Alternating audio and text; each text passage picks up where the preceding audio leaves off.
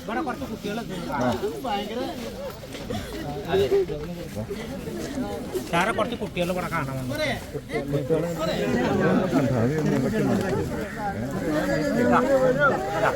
കുട്ടികളെ ആരും ഇനി തള്ളി ഉരുട്ടിയൊന്നും ഇടരുത്. അല്ല അല്ല ബാക്കി വലിയവരെല്ലാം ഒന്ന് മാറി